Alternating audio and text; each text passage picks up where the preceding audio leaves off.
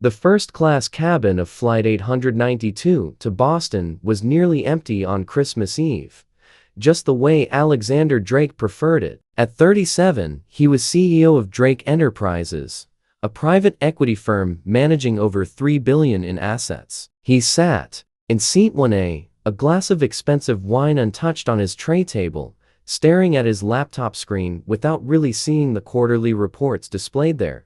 Christmas Eve, the one day of the year he couldn't hide behind work meetings or business dinners. The one day that forced him to confront the fact that he had everything money could buy and absolutely no one to share it with. His parents were gone. His marriage had ended 4 years ago when his wife finally accepted he'd never prioritize anything over his company. He had colleagues, business associates, people who wanted things from him. But friends, family, those were luxuries he'd sacrificed on the altar of success. The boarding process had finished, and Alexander allowed himself a moment of relief. The seat beside him was empty. He'd have the flight to himself, could work in peace, arrive in Boston, and spend Christmas alone in his penthouse the way he had for the past 4 years. Then he heard it. A child's voice, high and clear, cutting through the quiet cabin. "Mommy, look, this plane is so fancy." Alexander didn't look up. Not his problem. The child was probably just passing through to economy class.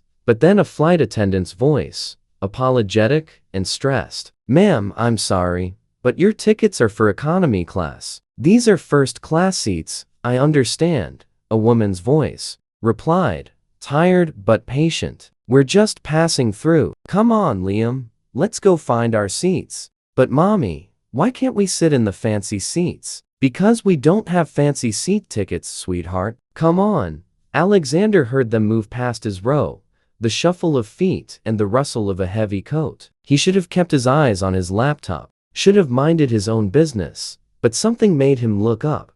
The woman was probably in her late 20s, blonde hair pulled back in a practical ponytail, wearing a worn canvas jacket over a simple dress. She carried a backpack that looked heavy and guided a little boy by the hand. The boy was maybe 3 years old, wearing a red winter coat and a knit hat with a penguin on it. He clutched a stuffed penguin toy under his other arm. As they passed Alexander's row, the boy stopped suddenly, pulling his hand free from his mother's grasp. Before she could stop him, he walked directly to Alexander and placed his small hand on Alexander's arm. "Mom said lonely people need friends," the boy said seriously, his blue eyes studying Alexander's face. "You look really lonely. Do you want to be friends?" Alexander froze. The entire cabin seemed to hold its breath.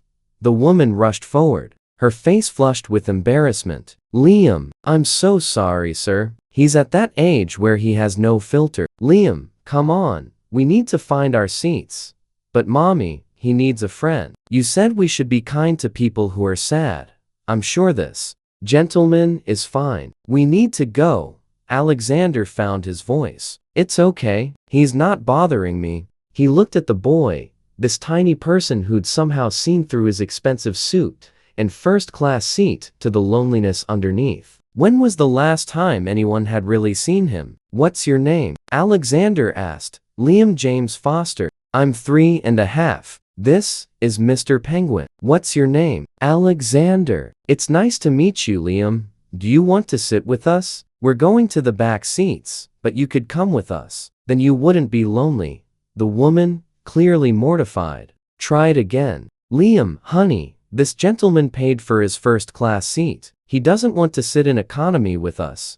Alexander surprised himself by asking, "Where are you headed?" "Boston. We're visiting my mother for Christmas. It's Liam's first time flying." She paused. "I'm Hannah, by the way. Hannah Foster. And again, I'm so sorry about my son. He takes after me in the worst ways, apparently. I may have mentioned to him on the way to the airport that lonely people need kindness, especially during the holidays. He's very perceptive for 3.5. That's a polite way of saying he has no boundaries." But Hannah smiled as she said it, ruffling Liam's hair with obvious affection.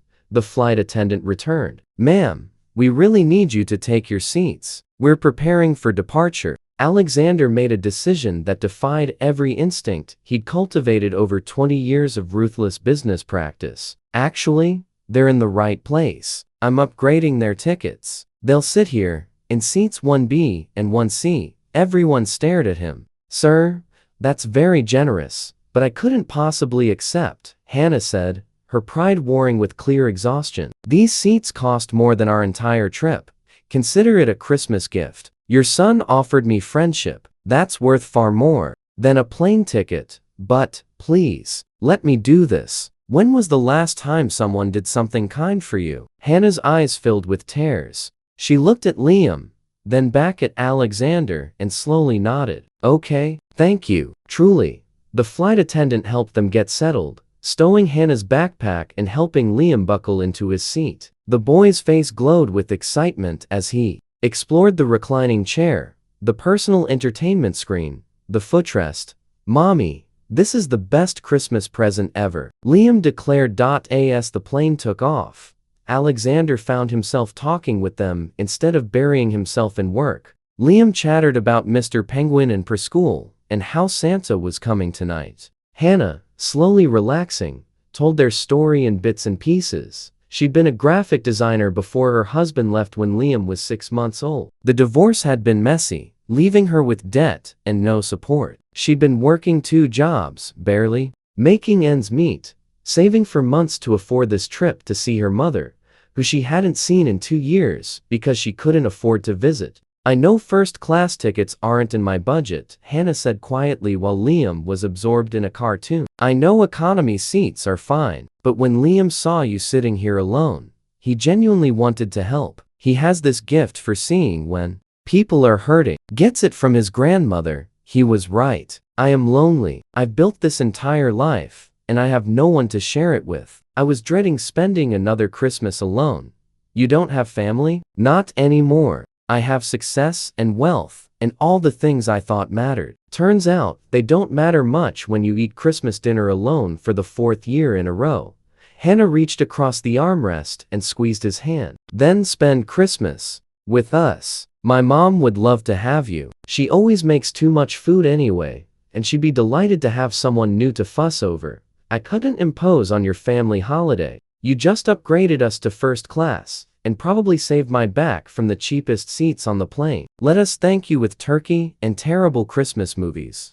Liam looked up from his cartoon. Please come to Christmas. Grandma makes the best cookies, and we can show you how to build snow forts. Alexander felt his carefully constructed walls crumbling. Okay, yes, I'd like that.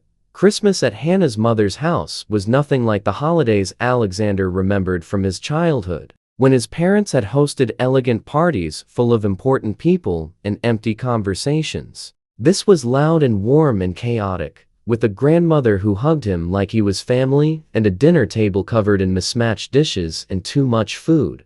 Liam insisted Alexander sit next to him, narrating every detail of the meal and the presents, and why this Christmas cookie was definitely better than that one. Hannah caught Alexander's eye across the table and smiled, and he felt something shift in his chest. After dinner, while Liam played with his new toys and Hannah's mother cleaned up despite their protests, Hannah and Alexander sat on the back porch watching snowfall. You know what Liam said to me after we boarded? Hannah asked. He said, Mommy, I think that lonely man needed us. He was right. But I think we needed you too. What do you mean? I've been so focused on just surviving, on making sure Liam has what he needs, that I forgot we're allowed to accept help. Your generosity today reminded me that it's okay to let people in. That asking for help isn't weakness. Your son taught me something too. That success means nothing if you're alone. That sometimes the bravest thing you can do is admit you need a friend. Alexander returned to Boston 2 days later, but he didn't return alone. Hannah and Liam came with him, accepting his offer of a position as his company's design director, with a salary that would let her stop working 2 jobs and actually see her son grow up. Over the next year, their friendship deepened into something more. Alexander attended Liam's preschool performances and birthday parties. He taught the boy to play chess and read him bedtime stories. He fell in love with Hannah slowly, steadily, in the way that lasts, 2 years after that Christmas Eve flight, Alexander and Hannah were married in a small ceremony with Liam as ring-bearer. Liam's speech at the reception was simple and profound. "My mom told me lonely people need friends. So I told the lonely man on the plane that I would be his friend. And then he became my best friend. And now, he's my daddy too. So I think maybe everyone is lonely until they find the people who are supposed to love them." Alexander picked up his son and held him close. This brave little boy who'd seen a stranger's loneliness and decided to fix it with nothing but kindness and honesty.